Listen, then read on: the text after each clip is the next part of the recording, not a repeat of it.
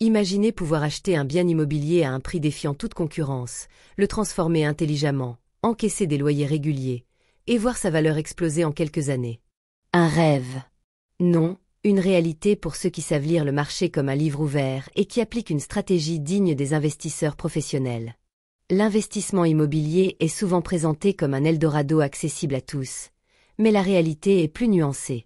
Ceux qui réussissent sur le long terme ne se contentent pas de faire un bon coup ou de suivre les tendances. Ils appliquent des méthodes précises, s'appuient sur une vision à long terme et gèrent leur portefeuille comme un chef d'entreprise gère ses actifs. Dans cet esprit, Bruno Racco propose une approche globale, pragmatique et actionnable.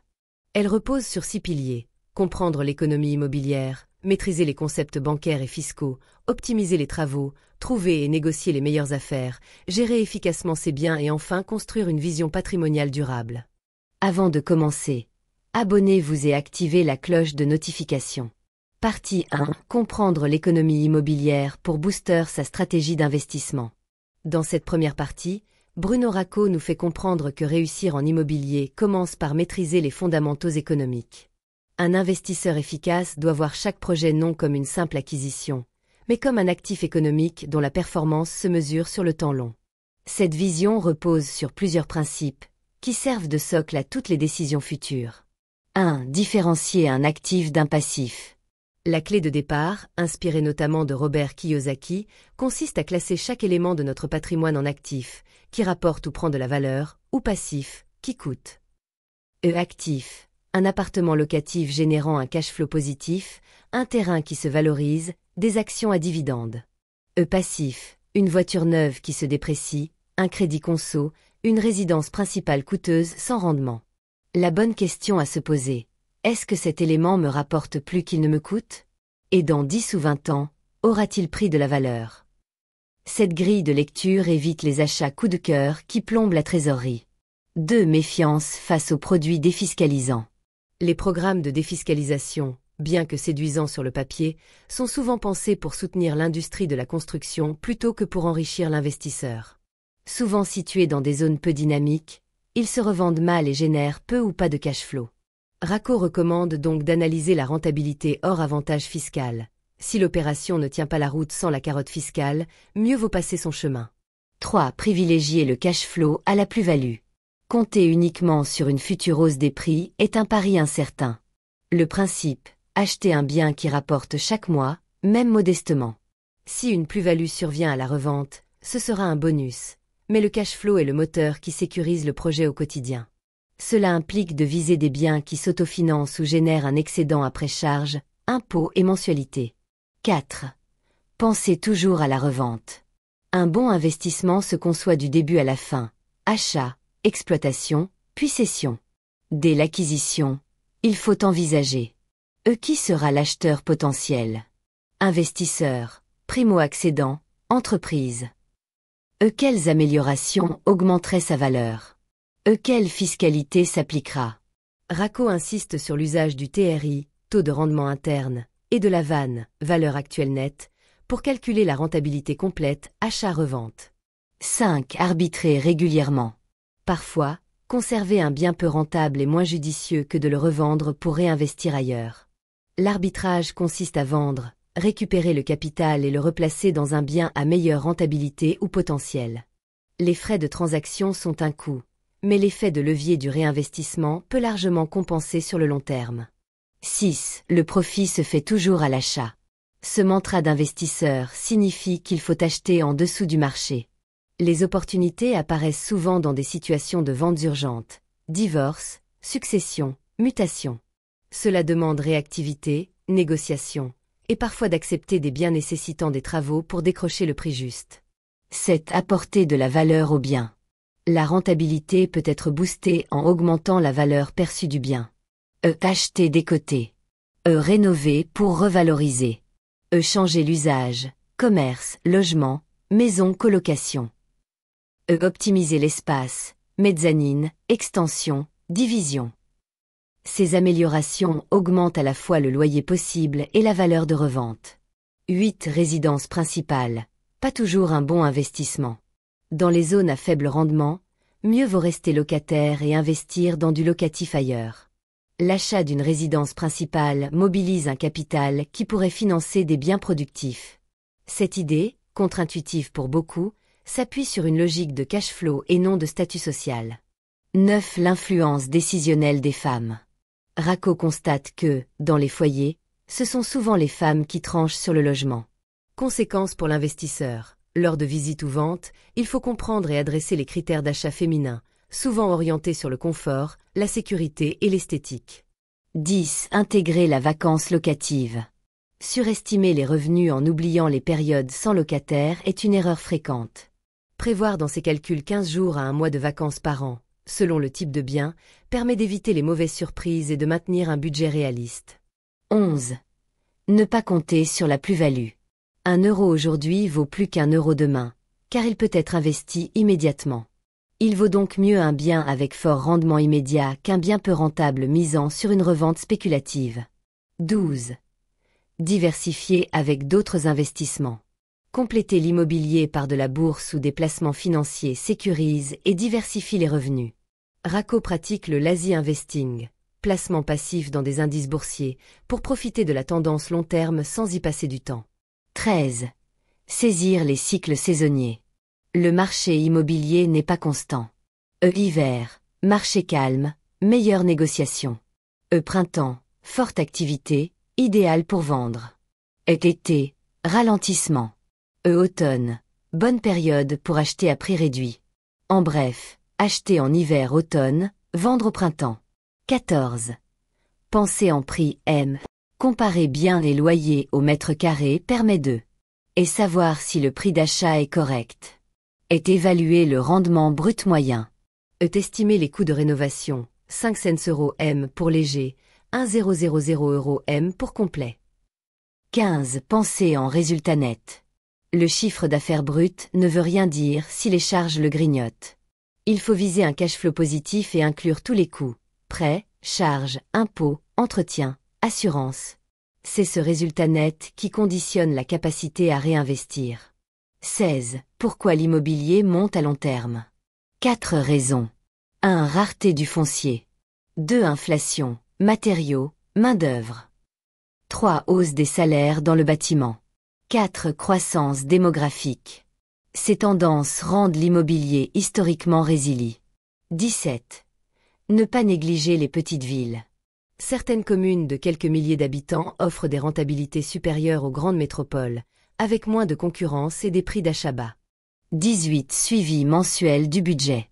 Chaque mois, vérifier. Paiement des loyers.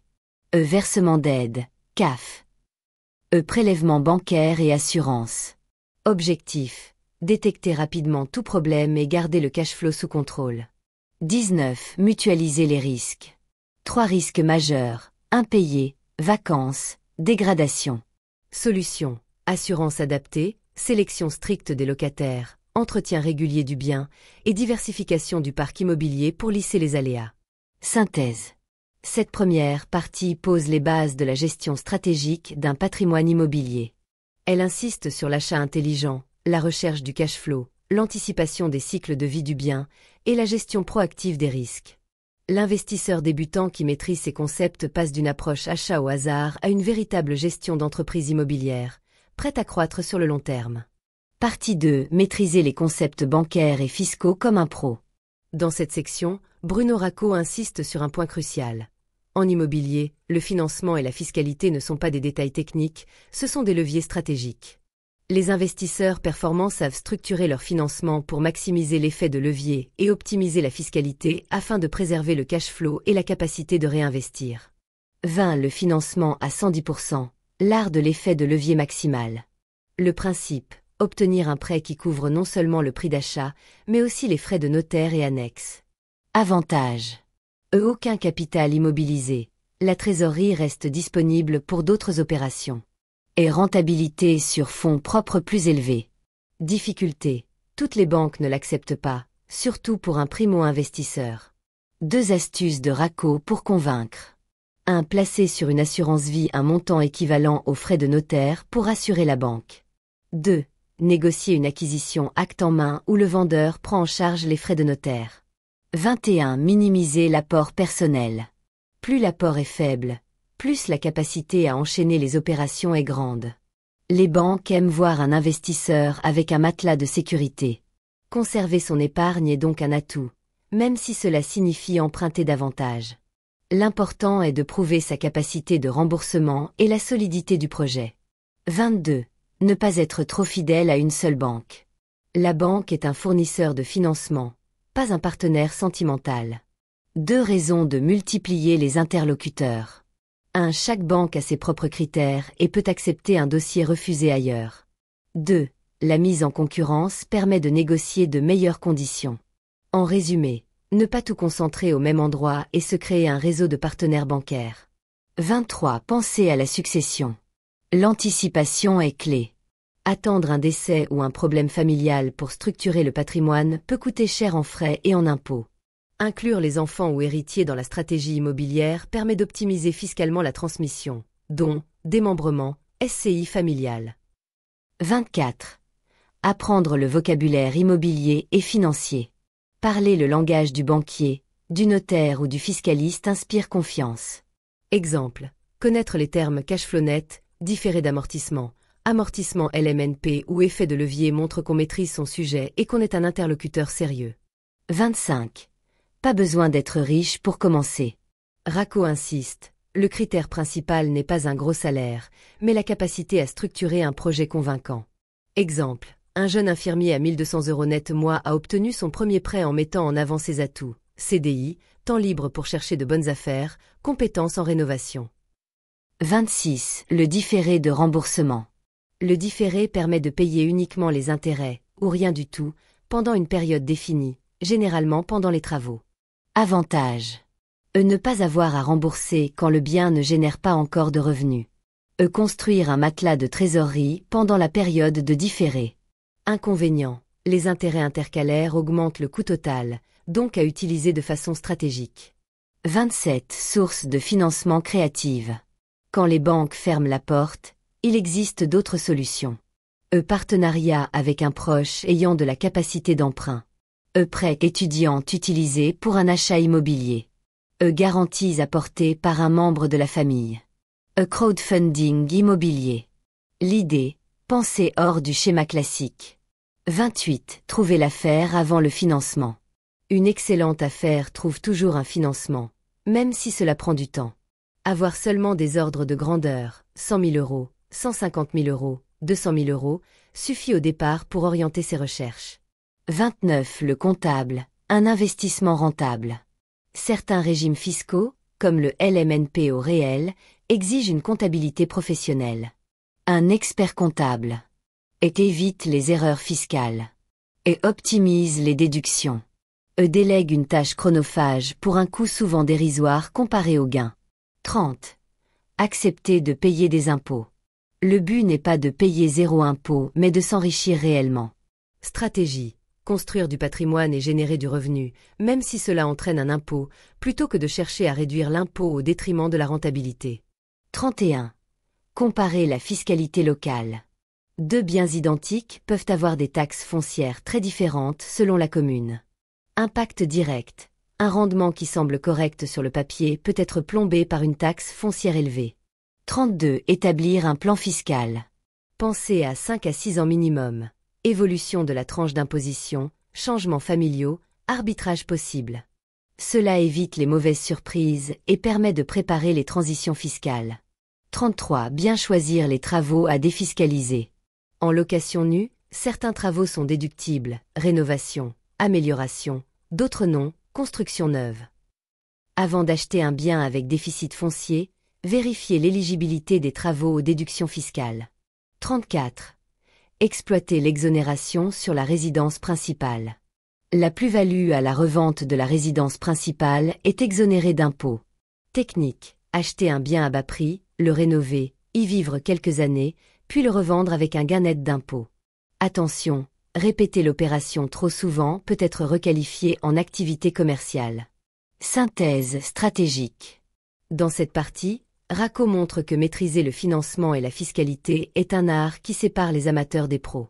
Les investisseurs performants structurent leurs prêts pour garder de la trésorerie et maximiser le levier. Diversifient leurs partenaires bancaires. Optimisent leur fiscalité sans sacrifier la rentabilité. Anticipent les transitions et transmissions patrimoniales. Utilisent des solutions créatives quand les voies classiques sont fermées. L'argent en immobilier ne se gagne pas seulement à l'achat ou à la location. Il se gagne aussi dans la façon dont on finance et dont on gère l'impôt. Partie 3. Optimiser la gestion des travaux pour faire d'excellentes affaires. Pour Bruno Racco, les travaux sont à la fois une mine d'or et un piège. Bien gérés, ils permettent de transformer un bien banal en actif ultra rentable. Mal anticipés, ils peuvent engloutir des dizaines de milliers d'euros et annihiler toute rentabilité. Cette partie montre comment aborder les rénovations avec la rigueur d'un entrepreneur et l'œil d'un investisseur. 35. Réserver un budget travaux même si le bien est prêt à louer. Erreur classique, acheter un bien en bon état et ne rien prévoir pour l'améliorer. Même un logement propre peut bénéficier d'optimisation. Modernisation de la cuisine ou salle de bain. Ajout d'éléments de confort, électroménager, isolation, domotique. Amélioration esthétique, peinture, sol. Résultat, loyer plus élevé, meilleure attractivité, baisse de la vacance locative. 36. Éviter les micro-lots. Rénover une petite surface coûte plus cher au mètre carré. Cuisine et salle de bain représentent une part proportionnellement plus importante. Exemple. Un studio de 20 mètres carrés avec cuisine plus salle de bain peut coûter presque autant à rénover qu'un T2 de 40 mètres carrés, mais rapporte moins en loyer au mètre carré. 37. Réduire le délai des travaux. Chaque mois de chantier, c'est un mois sans loyer et avec des mensualités de crédit à payer. Stratégie. Planifier minutieusement avant le début du chantier. Éviter les artisans débordés. Commander le matériel à l'avance pour éviter les ruptures. 38. Connaître les coûts de rénovation au mètre carré. Indication de Racco. Peinture simple, 20 à 30 euros m. Rénovation légère, 5 cents euros m. Rénovation complète, 1000 euros m. Transformation lourde, commerce, logement, 1200 euros m et plus. Cette connaissance évite les devis irréalistes et permet de budgéter rapidement une offre d'achat. 39. Calculer le coût total avec précision. Inclure. Matériaux. Main-d'œuvre. Et location de matériel. Frais annexes, déchets, transport. Un budget arrondi est une invitation au dépassement. 40. Identifier les travaux à forte valeur ajoutée. Tous les travaux ne se valent pas. Fort impact sur loyer. Cuisine neuve, salle de bain moderne, optimisation de l'espace. Faible impact, peinture murale luxueuse, finition haut de gamme inutile pour un bien locatif. Règle, investir là où le retour sur investissement est le plus fort. 41. Acheter du matériel en promotion. Acheter les matériaux au meilleur prix est un levier direct sur la rentabilité. Source. Déstockage d'enseignes de bricolage. Site de seconde main, évier, meubles, portes. Grossiste. 42. Choisir les bons artisans. Un artisan compétent mais mal organisé peut rallonger le chantier et coûter plus cher. Point à vérifier. Avis client. Réactivité. Clarté du devis. Respect des délais sur d'autres chantiers. 43. Passer par un maître d'œuvre. Pour les gros chantiers, un maître d'œuvre coordonne les différents corps de métier. Avantage. Gain de temps. Moins de stress pour l'investisseur. Et suivi rigoureux. Inconvénient. Coût supplémentaire, 5 à 10% du montant des travaux, mais souvent amorti par la réduction des retards et erreurs. 44. Ne pas surrénover. Syndrome du « c'est comme si c'était pour moi ». Vouloir mettre du marbre dans une salle de bain d'appartement étudiant est une erreur. Objectif. Qualité suffisante pour être durable et attractive, sans luxe inutile. 45. Connaître les normes et obligations. Exemple. Électricité aux normes NF, c'est 15 à 100. Ventilation, VMC. Et sécurité incendie, détecteur de fumée. Norme PMR, 6 changements d'usage.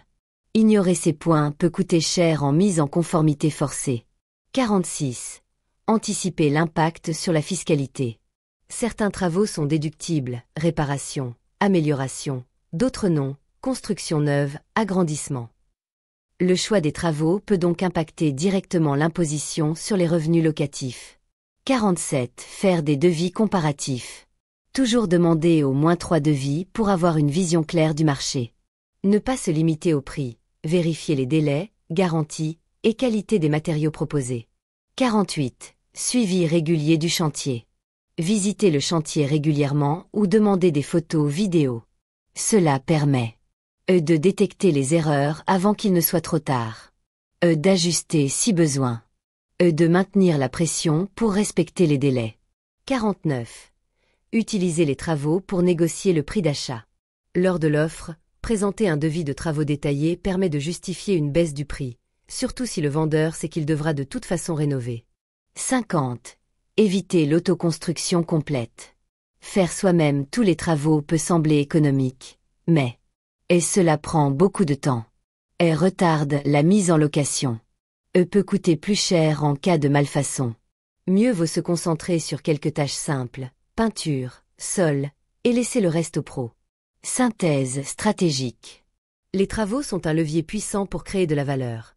Ils permettent d'acheter moins cher, d'augmenter les loyers, de réduire la vacance et de valoriser le bien à la revente. Mais ce levier est à double tranchant. Mauvaise estimation, artisans peu fiables ou surrénovation peuvent transformer une opportunité en gouffre financier. La recette gagnante selon Racco. 1. Anticiper, planification plus budget précis. 2. Optimiser, choix des travaux à fort roi. 3. Contrôler, suivi du chantier et des coûts. Partie 4. Trouver les meilleures affaires et négocier comme un expert. Pour Bruno Racco, l'argent en immobilier se gagne à l'achat.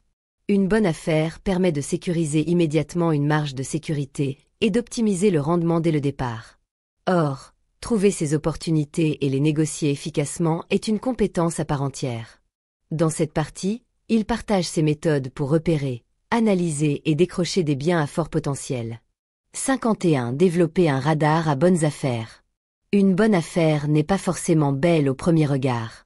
Elle peut être un appartement défraîchi, un local commercial à transformer, ou un bien mal présenté par l'agence. Racco recommande de surveiller les annonces tous les jours, réactivité égale clé. Repérer les biens en ligne depuis longtemps, vendeurs plus ouverts à négocier. Chercher dans les zones à forte demande locative, même si elles semblent saturées. 52. Élargir son périmètre de recherche. Rester sur une seule ville ou un seul quartier limite les opportunités. Exemple. Étendre de 30 minutes autour de sa zone principale. Cibler des villes moins sexy mais avec de bons indicateurs locatifs. Explorer les zones en développement, futures lignes de transport, projets d'aménagement. 53. Exploiter les biens atypiques. Les biens atypiques effraient les acheteurs classiques mais peuvent être des pépites. Locaux commerciaux à transformer en logements. Maisons à diviser en appartements. Combles aménageables. Ces biens nécessitent souvent plus de démarches administratives, mais offrent un potentiel de rentabilité supérieure. 54. Utiliser les ventes forcées et urgentes. Ventes aux enchères, succession, divorce, mutation professionnelle. Ces situations peuvent créer un besoin urgent de vendre, donc une marge de négociation plus grande. Astuce. Se rapprocher des notaires, souvent informés en amont. 55. Savoir analyser un prix. Un prix affiché ne reflète pas toujours la valeur réelle du bien. Racco conseille de comparer avec les ventes récentes du quartier, source, DVF, notaire. Identifier les défauts qui justifient une baisse, travaux, étages, exposition. Calculer la rentabilité brute et nette pour décider de la limite de négociation. 56. Préparer sa stratégie de négociation. Une négociation réussie repose sur 3 piliers. 1. Données solides, prix du marché, devis de travaux. 2. Objectifs clairs, prix maximum à ne pas dépasser. 3. Communication maîtrisée, être respectueux mais ferme. 57. L'art de créer un rapport humain. Un vendeur vend souvent pour des raisons personnelles. Prendre le temps de discuter, comprendre ses motivations et créer un lien de confiance peut faciliter la négociation. Exemple. Un vendeur préférera parfois vendre un peu moins cher à quelqu'un qui prendra soin de son ancien logement. 58. Ne pas montrer trop d'enthousiasme. Si le vendeur sent que vous êtes conquis par le bien, il aura moins tendance à baisser le prix. Stratégie, restez neutre, posez des questions et évoquez subtilement les points faibles. 59. Utilisez le silence. En négociation, le silence après une proposition met souvent la pression sur l'autre partie, qui peut chercher à combler ce vide, parfois en faisant une concession. 60. Proposez des conditions attractives. Outre le prix, d'autres leviers peuvent séduire le vendeur. Pas de conditions suspensives de prêt. Délai de signature rapide. Flexibilité sur la date de remise des clés. 61. Savoir se retirer. Une des plus grandes forces d'un bon négociateur, savoir dire non et passer à autre chose si le prix ne correspond pas à ses critères. Cela évite de surpayer et permet de rester concentré sur les vraies opportunités. 62. Profitez des annonces mal rédigées. Une annonce avec photo floue ou description minimale attire moins de monde. Les biens y sont souvent sous-évalués ou restent longtemps sur le marché, offrant plus de marge de négociation. 63. Acheter en lot. Acheter plusieurs biens à un même vendeur, ou dans un même immeuble, permet souvent de négocier un prix global plus bas. 64. Anticiper la revente dès l'achat. Même si l'objectif est de louer, penser à la revente influence le choix du bien. Emplacement recherché. Potentiel d'évolution du quartier. Qualité rare, balcon, vue, parking. 65. Utilisez les offres écrites. Une offre formalisée, avec les arguments et justificatifs, travaux, prix du marché, a plus de poids qu'une simple discussion orale. 66. Jouez la carte du projet concret. Montrez au vendeur et à l'agent que vous avez un plan précis et un financement prêt à être validé rassure et peut justifier une baisse de prix pour sécuriser la vente. Synthèse stratégique. Bruno Racco résume. L'achat est l'acte fondateur d'un investissement réussi. Les investisseurs performants. Cherchent activement et quotidiennement. Et s'ouvrent à des biens atypiques et des zones moins évidentes. Maîtrisent l'art de la négociation, non comme une confrontation, mais comme une recherche d'accords gagnant-gagnant. Ne se précipitent jamais et savent laisser passer une mauvaise affaire pour saisir la bonne. Partie 5. Gérer efficacement ses biens pour maximiser le rendement. Pour Bruno Racco, l'achat et la négociation ne représentent que la moitié de la bataille. La rentabilité se construit et se maintient dans la gestion quotidienne. Un bien mal géré, même acheté au bon prix, peut vite devenir un gouffre financier.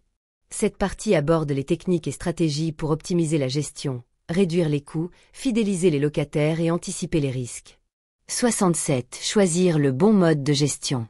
3 approches principales. 1. Gestion directe. Au avantage, contrôle total, économie sur les frais d'agence, 6 à 10% du loyer. Au inconvénient, plus chronophage. Au idéal pour débutants voulant comprendre le marché et maximiser le cash flow. 2. Gestion déléguée, agence ou gestionnaire. Au avantage, gain de temps, tranquillité d'esprit. Au inconvénient, coût élevé, dépendance à la qualité du gestionnaire. 3. Gestion mixte, déléguée partiellement. Au par exemple, confier seulement la recherche de locataires à une agence et gérer le reste soi-même. 68. Sélection rigoureuse des locataires. Un mauvais locataire peut coûter plusieurs milliers d'euros en impayés et dégradation. Critères à vérifier.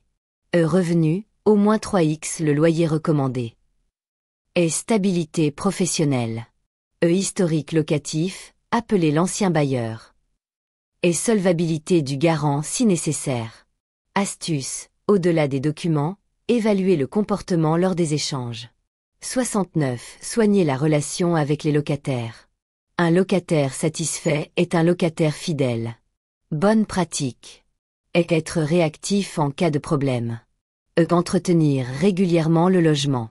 Respecter la confidentialité et les délais légaux de préavis. 70. Mettre en place un suivi administratif rigoureux. Outils recommandés. Tableau Excel ou logiciel de gestion locative. Alerte pour les échéances, loyers, assurances, taxes. Archivage numérique des baux, état des lieux, quittance. 71. Anticiper les vacances locatives. La vacance est l'ennemi de la rentabilité. Stratégie pour la réduire. Rafraîchir le logement avant la mise en location. Publier des annonces attractives avec photos professionnelles. Fixer un loyer adapté au marché local. 72. Optimiser le loyer sans perdre en attractivité. Augmenter le loyer doit se faire intelligemment. Justifier l'augmentation par des travaux ou améliorations. Rester compétitif par rapport au marché. Utiliser l'indice IRL, indice de référence des loyers, pour ajuster légalement. 73. Gérer les impayés avec fermeté et diplomatie. Étape conseillée. 1. Relance amiable, appel ou mail. 2. Relance écrite, courrier recommandé. 3. Activation de la garantie loyers impayés, GLI, ou du garant. 4. Procédure judiciaire si nécessaire. L'essentiel, agir vite pour limiter les pertes. 74. Utiliser la fiscalité comme outil de gestion. En choisissant le bon régime fiscal, LMNP, réel, microfoncier, on peut réduire l'imposition et augmenter le cash flow. Un suivi annuel avec un comptable permet d'anticiper les changements. 75. Prévoir un budget d'entretien. Réserver 5 à 10% des loyers pour les réparations et remplacements, chaudière, électroménager, peinture. Cette provision évite de ponctionner la trésorerie en urgence. 76. Mettre en valeur le bien à chaque changement de locataire. Profiter des périodes de vacances pour refaire la peinture. Changer quelques éléments de déco ou d'équipement. Optimiser l'aménagement, placard, rangement. Cela augmente la valeur perçue et justifie un loyer plus élevé. 77. Assurer correctement le bien. 2 assurances essentielles. PNO, propriétaire non occupant, couvre le bien même sans locataire. GLI, garantie loyers impayés, sécurise les revenus locatifs. Le coût est marginal par rapport à la tranquillité qu'elles offrent. 78. Faire évoluer la stratégie selon le cycle de vie du bien. Début, maximiser le cash flow pour rembourser vite. Milieu, investir dans des améliorations pour augmenter le loyer. Fin, envisager la revente si la plus-value est intéressante. 79. Surveiller la fiscalité locale. Les taxes foncières peuvent évoluer rapidement. Suivre les décisions municipales permet d'anticiper leur impact et d'ajuster la stratégie. Exemple. Passer en meublé pour compenser. 80. Anticiper la rotation des locataires. Dans certaines villes ou types de biens, étudiants, saisonniers, la rotation est fréquente. Solution. Prévoir un processus de relocation rapide, photos prêtes, annonces rédigées, visites organisées. 81. Garder un œil sur la rentabilité réelle. Calculer régulièrement la rentabilité nette après impôts, charges, travaux et vacances locatives. Un bien rentable à l'achat peut le devenir moins au fil du temps, réajuster si nécessaire. 82. Diversifier le portefeuille. Ne pas mettre tous ses biens dans le même quartier ou type de location. Diversifier permet de lisser les risques et d'explorer de nouvelles sources de revenus. Colocation, courte durée, bureau. Synthèse stratégique. Bruno Racco résume cette partie en une idée clé. Un bien immobilier est une entreprise à part entière. Pour qu'il soit rentable sur le long terme. Gérer avec rigueur et méthode. Optimiser en permanence, loyer, fiscalité, entretien. Fidéliser les locataires tout en restant ferme sur les règles. Anticiper les risques plutôt que de réagir dans l'urgence. La différence entre un investisseur amateur et un professionnel ne se voit pas seulement à l'achat, mais surtout dans la capacité à extraire la valeur maximale d'un bien année après année. Partie ici, construire une vision à long terme et sécuriser son patrimoine. Pour Bruno Racco, réussir en immobilier ne se limite pas à faire un coup ou enchaîner quelques achats rentables. L'objectif ultime est de bâtir un patrimoine solide, capable de résister aux crises, de générer des revenus stables et de se transmettre dans de bonnes conditions. Cela nécessite une vision stratégique, une discipline financière et une gestion patrimoniale globale. 83. Penser comme un investisseur, pas comme un propriétaire. Un propriétaire classique se concentre sur la possession d'un bien plaisir et sa valeur affective. Un investisseur raisonne en termes de rentabilité réelle, cash flow, TRI, valorisation. Et de stratégie fiscale. D'optimisation du levier bancaire. Cela implique de rester pragmatique, même face à un bien auquel on s'attache. 84. Définir un cap clair. Sans vision à long terme, on risque d'accumuler des biens disparates et difficiles à gérer.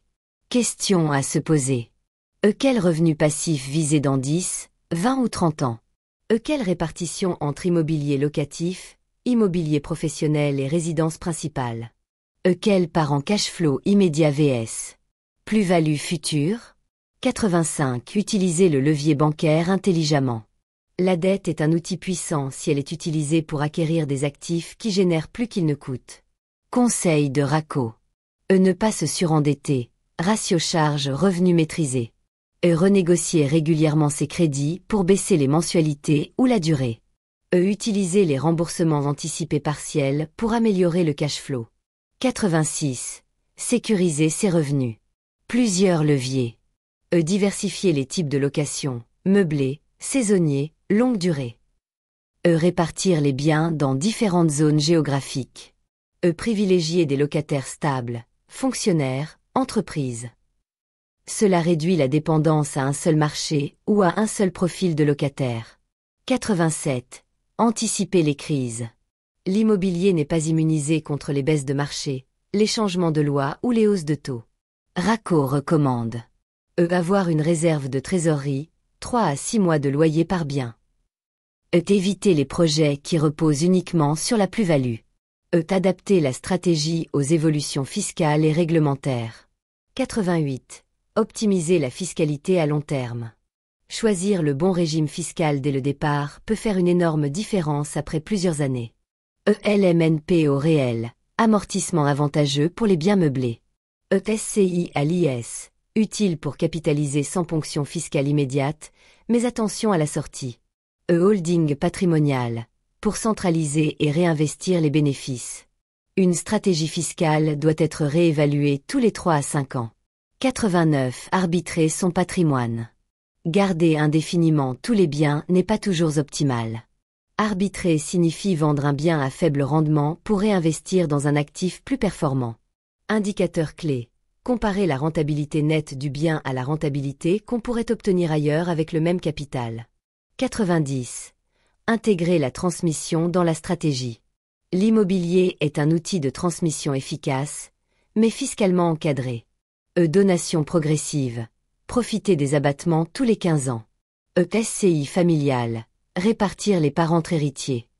Assurance vie immobilière, SCPI. Alternative pour transmettre des revenus avec fiscalité avantageuse. 91. Automatiser la gestion au maximum. Plus le patrimoine grandit, plus il est important de mettre en place des systèmes. Comptabilité centralisée. Logiciel de gestion locative. Mandataire pour certaines tâches. Objectif, libérer du temps pour la stratégie, pas l'opérationnel. 92. Investir aussi dans sa formation. Le marché évolue, les lois changent, les opportunités se déplacent. Un investisseur doit rester en veille. Formation spécialisée, fiscalité, travaux, urbanisme. Réseautage avec d'autres investisseurs. Et suivi de l'actualité économique et réglementaire. 93. Pensée globale. Immobilier plus autres actifs. Un patrimoine équilibré ne repose pas uniquement sur l'immobilier. Racco conseille de compléter avec actions et ETF pour la liquidité. Assurance vie pour la fiscalité. Or ou autres actifs tangibles pour la sécurité. 94.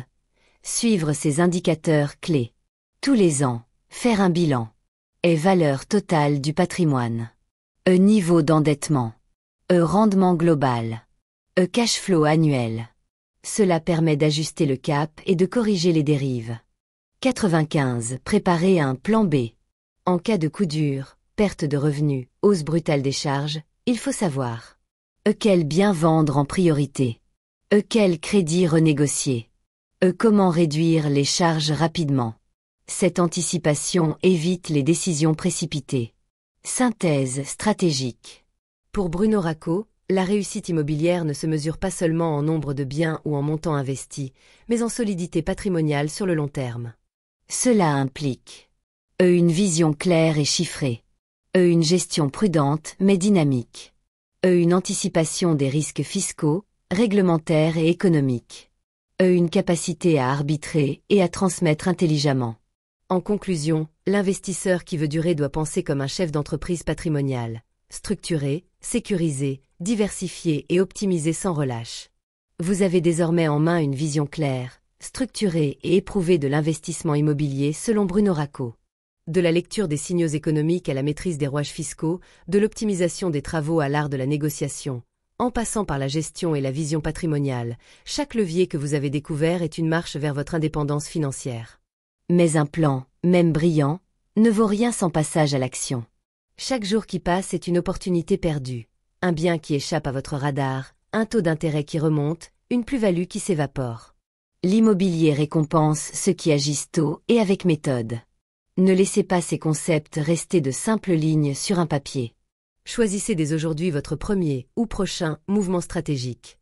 Une étude de marché, un rendez-vous bancaire, une recherche ciblée, ou même la mise en vente d'un actif peu performant. Souvenez-vous, ce n'est pas le timing parfait qui crée la réussite, c'est la discipline, la vision et la constance. Construisez, optimisez, sécurisez, et laissez le temps faire le reste. Le moment idéal pour commencer était hier. Le deuxième meilleur moment, c'est maintenant. Abonnez-vous SVP.